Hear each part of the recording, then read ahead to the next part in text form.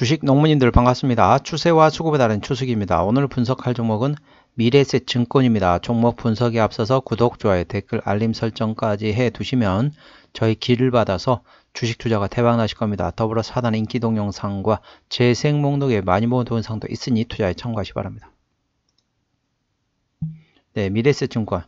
주가가 이제 올라왔다가 좀 빠졌는데, 올라왔던 거하고 빠졌던 거는 같은 거라 보시면 되겠습니다. 올라왔던 배경은 뭐 있냐면은 이제 정부에서 지금 추진하고 있는 게 밸류업 프로그램이 되겠습니다. 밸류업 프로그램을 했는데 현재 어떻습니까? 여권에서 이제 패배를 하면서 총선을 패배하면서 약간 이제 그 뭐라 해야 될까요? 모멘텀이 조금 상실했다 보시면 되는데 다시 거기 불을 지피기 시작했다는 거죠. 그 내용을 말씀드리겠습니다.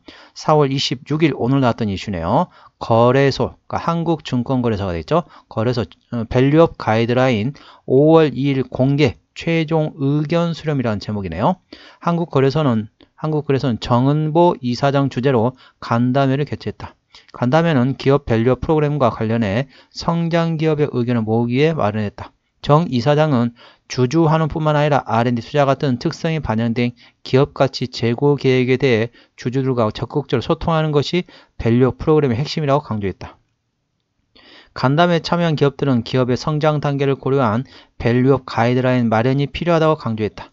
밸류업 프로그램을 달성하지 못했을 때 발생할 수 있는 공시 위반 우려 등 기업의 부담을 줄일 대안이 필요하다고 언급했다. 이제 다들 이제 우리 주식 농부님들은 어느 정도 알고 계시죠? 밸류업 프로그램이 뭐냐면은 어디서부터 설명을 드려야 할지 우리나라 보면 코리아 디스카운트라는 게 있습니다. 자, 코리아 디스카운트라는 게 물론 지정학적 리스크도 있습니다. 그러니까 우리나라 시장이 미국을 포함한 선진국 시장보다는 어떻다? 상당히 저평가되어 있다는 거죠. 예, 참고적으로 보면 우리나라 PER 막 10배 막 뭐 그러잖아요. 미국 시장 같은 경우는 저도 이제 미국 종목을 분석해보긴 했지만은 미국 시장 같은 경우는 PER 기본적으로 30배, 40배 그렇습니다. 우리나라 보면은 상당히 고평가로 볼 수 있지만은 그게 정상이라는 거죠. 우리나라가 상대적으로 저평가 받을 수밖에 없다는 거죠. 첫 번째 이슈는 당연히 북한하고 현재 분단된 조국이기 때문에 현재 어떻다? 지정학적 리스크가 일단 첫 번째 있고요. 두 번째 같은 경우는 우리나라 어떻으면 어떻게 생각하냐면은 대기업의 이제 최대주주 생각하는 게 뭐냐면은 최대주주이 내가 이 회사의 최대주주다 그러면은 이 회사는 내 거다라고 인식하는 거예요. 근데 미국에서는 어떻게 하냐? 최대주주가 이 회사는 내 거라고 생각하는 게 아니라 이 회사는 주주들의 것이다 라고 인식한다는 거죠. 인식의 차이가 조금 있습니다. 최대주주는 이 회사 내 거야. 쉽게 말하면 대표이사 이 회사 내 거야. 본인이 지분을 100% 안 가지고 있음에도 불구하고 야, 이 회사는 100% 내 거야 라고 인식한다는 거죠. 그렇기 때문에 본인 마음대로 할 수 있습니다. 근데 미국 같은 경우는 회사는 주주 거란 거죠. 본인이 내 거야 라고 하게 되면은 100% 본인이 지분을 취합해 가지고 상장 폐지를 시켜야겠죠. 그런데 상장이 돼 있다는 거는 회사 주인이 주주란 겁니다. 그렇기 때문에 미국 같은 경우는 주주가치 재원에서 상당히 관심을 많이 가지고 상당히 그에 대해서 상당히 풀어간다는 거죠. 그래서 미국 같은 경우는 기본적으로 매년 배당하는 건 기본이고요. 그 다음에 분기 배당, 심지어는 월 배당도 있습니다. 매달 배당을 줘요. 매달 배당을 주면 그 배당을 받은 걸로 다시 투자하는 거죠. 그럼 주가가 또 올라가는 겁니다. 미국 같은 경우는 분기 배당, 월 배당이 상당히 많이 되어 있는데 우리나라 같은 경우는 배당을 안 주는 기업도 상당히 많습니다.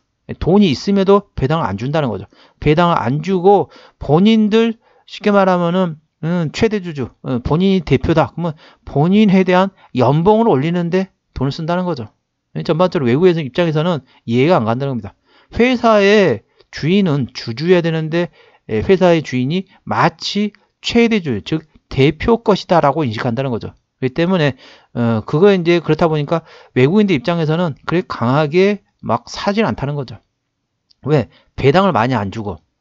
대표적인 주주가치 확보라는 게 뭡니까? 첫 번째 배당을 늘려주는 거.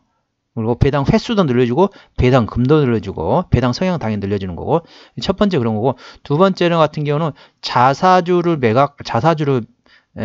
매입했다가 소각하는 거죠. 그러면서 현재 자사주 매입했다 소각하면은 당연히 총 주식수가 감소하면서 EPS가 올라가면서 밸류에이션은 떨어진다. 저평가로 분류된다는 거죠. 미국 같은 경우는 전반적으로 그렇습니다. 일단은 배당금을 늘려주고 자사주를 매입했다가 자사주 소각하는 이런 과정이 들어가다 보니까 미국 증시 같은 경우는 전반적으로 상당히 밸류에이션을 많이 쳐준다는 거죠. 우리나라는 그렇습니까? 안 그렇죠. 우리나라 같은 경우는 배당도 잘 안 줄 뿐만 아니라 배당을 준다 해도 배당금도 많이 안 주고 배당 횟수도 끼케야 1년에 한 번이란 거죠. 외국 같은 경우는 분기 배당 또는 월 배당이 상당히 활성화되어 있다는 겁니다. 우리나라는 그렇게 월 배당 주는 데는 없습니다. 당연히 분기 배당 가끔씩 있습니다. 1년에 2번, 상반기 때 한 번, 하반기 때 한 번 이런 회사 가끔 있긴 하지만은 다른 미국 같은 경우는 완전히 분기별로 1분기, 2분기, 3분기, 4분기 심지어는 1, 2, 3, 4, 5, 6, 7, 8, 9, 10, 11, 12 매달 주는 회사들도 있다는 거죠. 그렇기 때문에 우리나라도 미국처럼 상당히 이제 밸류에이션 많이 받기 위해서는 밸류업 프로그램이 필요하다.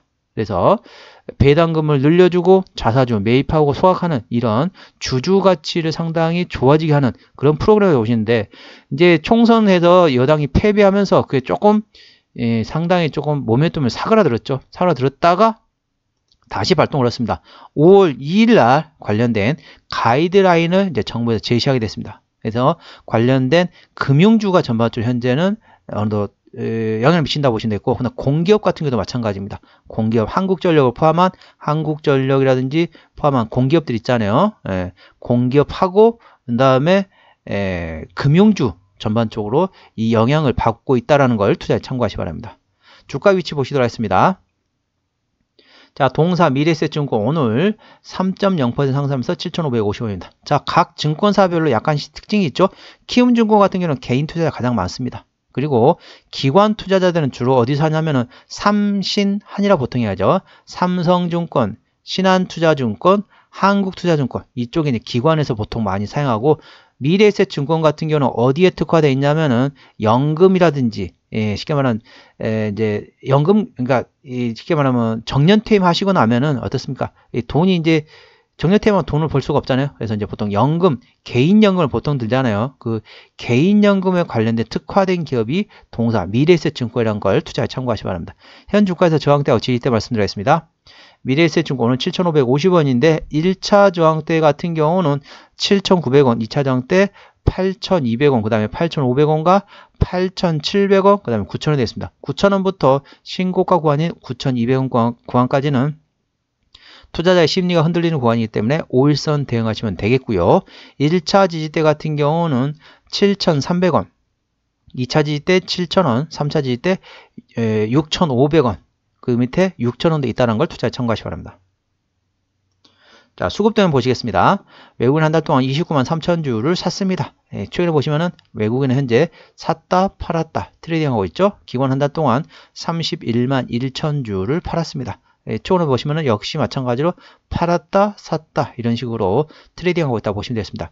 금투는 최근에 순매수라고 보시면 되겠고, 보험은 역시 트레이딩 구간, 투시는 최근에 팔고 있고, 연기금 최근에 팔고 있고, 사모펀드 최근에 팔고 있습니다. 참고적으로 이 종목은 기관이 핸들링하고 있습니다. 그렇기 때문에 일단은 금투하고 보험 위주로 보시고요. 그 다음에 투신, 연기금도 같이, 그리고 사모펀드까지 같이 체크하시면 되겠습니다. 이 종목은 기관이 핸들링하고 있습니다. 신용비를 보시겠습니다. 0.18% 상당히 낮죠? 좋습니다. 3%대까지는 양호하다, 안정적이다 말씀드리고 있고, 동사의 최대주 같은 경우는 미래에셋 캐피탈이 30.7%를 가지고 있기 때문에 책임 경영 확인 차원에서는 동사 시총 보시게 되면은 4조 4천억 원대입니다. 그래서 코스피 1위부터 100위까지를 시장에서는 대형주로 분류하고 있습니다. 대충 시총 100위권이 3조 7천억 원대가 됩니다. 동사는 코스피 100위 안에 들어가기 때문에 대형주로 부르기 때문에 최대 주분율이 20% 이상이면 책임경 확인 차원에서는 괜찮다는 말씀드리고 있는데, 동사 30.7% 가지고 있기 때문에 좋습니다. 그리고 네이버에서도 7.9%를 가지고 있고, 국민연금에서도 5% 지분율을 가지고 있네요. 실적 보시도록 하겠습니다. 매출액 같은 경우는 자, 작년에 매출액이 1조 8,800원대에서 올해 2조 2천억, 내년에 2조 4천억, 상당히 전반적으로 외형성장 계속 전망이 되고 있고요. 영업이익 같은 경우는 작년에 5,200원대에서 올해 8,500원대, 내년에 거의 1조 원 가까이 영업이 나올 것으로 예상된다는 걸 참고하시고요. 당기수익도 마찬가지로 전반적으로 괜찮습니다. 분기 실적 보시게 되면은 작년 1분기부터 영업이익 기준으로 말씀드리게 되면은 1분기 때 2,800원대, 2분기 때 1,500원대, 3분기 때 1,700원대, 4분기 때는 900억 적자 전환이 됐네요. 재작년 4분기 799원 대비 전년 동기 대비 역성장했다 보시면 되겠습니다. 적자 전환 됐고요. 1분기 같은 경우는 작년에 2,800억 원에서 올해 2,100억 원. 전반적으로 조금 감소한다 보시면 되겠고, 2분기는 작년에 1,500원대에서 올해 1,800원. 2분기부터 전반적으로 괜찮아진다는 거죠. 3분기 같은 경우는 작년에 1,700원대에서 올해 2,600원대까지. 그래서 1분기까지는 전년 동기도 약간 역성장한다 보시면 되고, 자, 2분기부터 계속 하반기까지는 실적이 계속 전망 좋아질 것으로 예상되는 걸 투자에 참고하시기 바랍니다. 부채 비율은 자, 1040%, 유보율은 179%입니다. 금융주 같은 경우는 부채비율 유보율을 그렇게 신경 쓸 필요가 없다겠죠. 왜냐하면 돈으로 장사를 하는 회사다 보니까 거의 부채비율 유보율은 큰 의미는 없다 보시면 되겠습니다.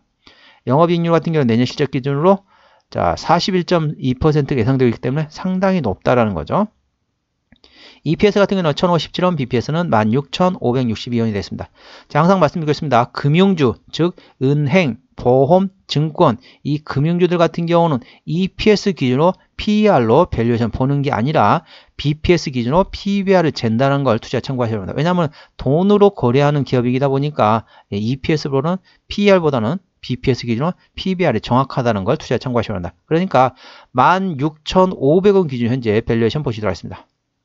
자, 현재 7,550원입니다. 현재는 PBR이 0.5배 미만입니다. 0.4배대 구간하는 거죠. 그렇기 때문에 적정 밸류에이션은 PBR 1배에서 2배보다 상당히 저평가했다. PBR 1배 미만은 저평가, 2배 이상은 고평가라고 보는데 동사는 PBR 0.4배대 구간이라는 걸 참고하셔야 합니다. 저평가 구간이라는 거죠.